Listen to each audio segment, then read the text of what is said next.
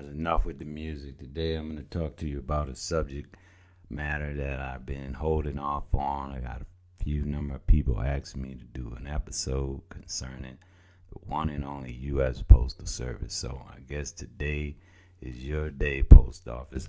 Basically, all I want to do is just put out some questions, some information for former employees, current employees, or people who aspire to be postal employees. One of the things that I looked at when I started to think about this podcast was I don't want to offend anybody, be it a current employee. I don't want to offend customers.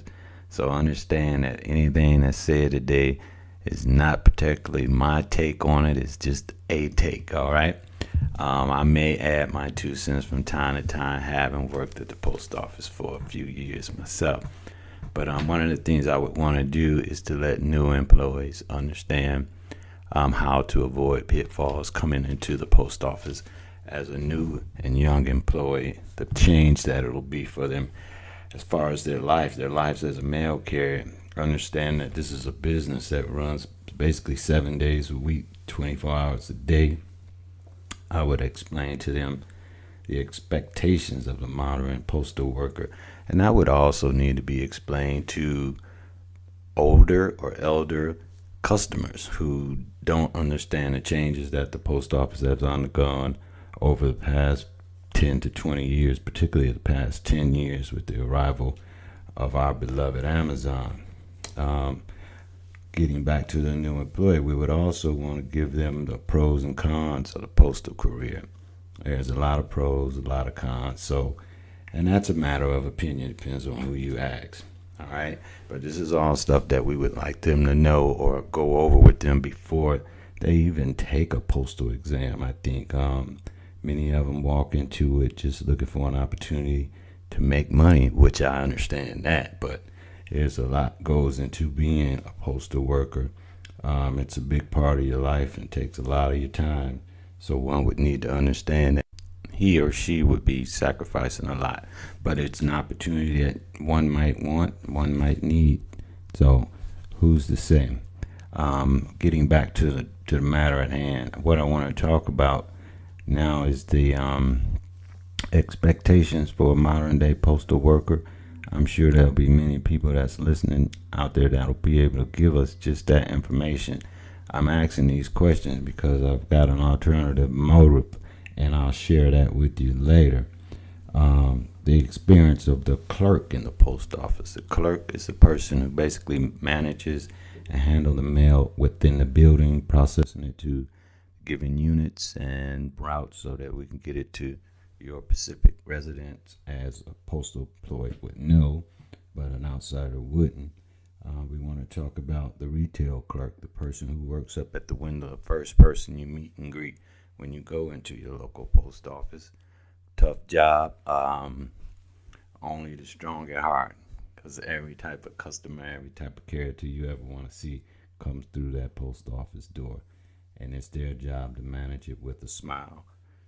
Okay, with that being said, I've got about 10 questions that I want to put out that I'm hoping that I can get feedback from former employees, current employees, and people who hope to be employees of the Postal Service one day.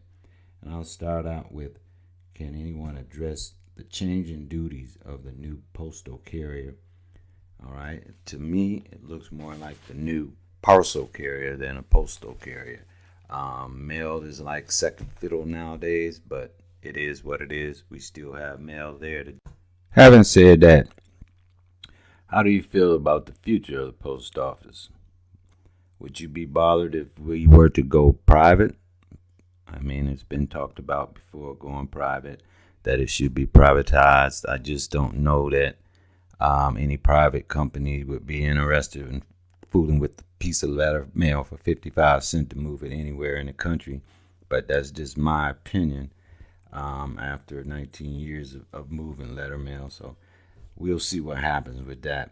Next, do you think that the current postal system will survive if they do decide to go private? Without the unions, I don't know. It would be tough slaying. It kind of like be like what the Amazon employees experience now. A lot of turnover. Not many career employees, just higher up career employees. So I don't know how well that would work. Next question. Would it be better off with current unions gone? You think we would be better with or without our union? I think most people would say better off with the union. I would 100% agree with that as well. One of the things that I wanted to touch on was that talking to some employees currently that retired recently or about to retire, I was astounded to find some things out that they did or didn't know early on in their careers or didn't learn till later in their careers, which would have caused them a substantial amount of money in their retirement funds. People who talked about not contributing in the first 4 or 5 years because they just wasn't advised or headed in the proper direction. Nobody provided with them with the proper information to make sure that they did. So that's just stuff that we can't have happen. That would make for a better employee, I think, if they knew that there was an opportunity for them to ensure their future and it didn't happen simply because adequate information wasn't passed on to them. And I'm not talking about just that brief encounter in HR where that person's expected to give them their entire career in their hand. That's not going to happen.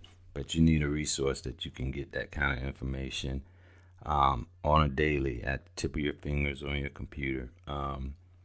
And that's something that we're hoping that we'll be able to provide for you guys here shortly. I want to be able to provide information for retirement. A lot of people are retiring and we're finding them working again. And I just don't see where that should be possible for a 30-year employee at the U.S. Postal Service. They should have made plenty of money, worked long and hard enough to be able to take care of themselves or their loved ones at that point in time without getting another job. So there's some issues there that needs to be addressed. Then we have the retirement for the military personnel. That information is often neither here or there. Too often people don't even have the information and they're guessing or they're getting the information from bad sources. Some sources that are reliable and some that aren't so reliable, but they need to have it as it really is in black and white, the proper information. But we're not getting it to our retirees all the time. That's some more information. That's some more things that I think we need to look into taking care of. A third thing is the site information for employees about the hiring process, the application, explain your military veterans preference and rights as such as your USURA rights. That's basically the return to work rights for military personnel. So there's just information that's not being given out on a regular basis, which I understand why, because everybody's quite busy doing whatever it is that they do. But at the end of the day, there's somebody reaching retirement age every day. Okay, with that being said, let's take a small break. But first, before we do, I want to just give a shout out to BodyTruthBars.com. That's BodyTruthBars.com. If you haven't already checked them out, please go check them out. You'll be glad you did. All natural body care products. That's 100% natural. Okay, everyone, we're back at it again. I just want to touch on a few other things. I'm not going to keep you all night. One that comes to mind, I wanted to talk about the possibility and the idea that the post office hopefully has been able to provide a proper living, a proper opportunity for one to take care of his family. What we're looking at now, though, I want to speak on real quick is that I don't know, some of you may or may not be old enough to witness the fall of a great American institution. Myself, growing up in the Midwest, I grew up with the prime of General Motors at its best, living in one of the areas that was probably the top 10 richest counties in the country, which is now has the highest unemployment rate in the country with the fall of the American auto industry in Flint, Michigan area. So I just need you guys to understand that how important this job is from day to day, that we make sure we keep the post office strong and viable.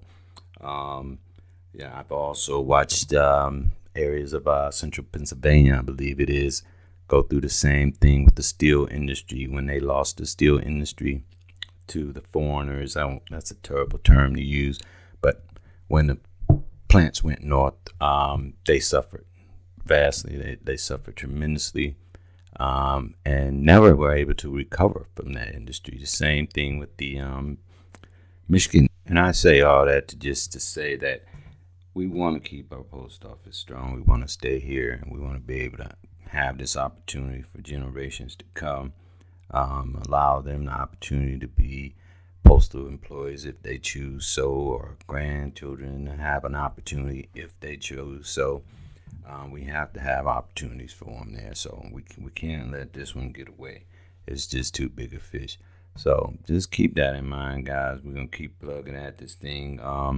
Like I said, I'll be more than happy to take any input, any questions you may have, and I'm sure there's tens of thousands of postal experts out there that's got all the answers, and I want to hear from you. I really do want to hear from you guys. So I'm going to be putting out more information so that you guys can respond to today's podcast, and I look forward to talking to you all. Okay, team, before we call it a night, I just want to put out some contact information for myself, Jeff Moore. I can be reached at a number of places, starting with www.moretruth.com. That's www.moretruth.com. That's one word, MOORETHUTH.com. Or you can reach me at BWCFH, the number 0.podbean.com. That's BWCFH, the number 0.podbean.com. You may have to log into or download podbean.com first to get my site, BWCFH0. You can also email me at seniormo1962@gmail.com. That's seniormo1962@gmail.com. All right, I look forward to hearing from you guys so that we can get some answers to this thing. And if you're interested in doing something on a regular, I'll be more than happy to get something started so that we can start to communicate and have this information for postal employees. All right, don't be the last one to respond. I look forward to hearing you guys. With that being said, have a good evening. Thanks for your time.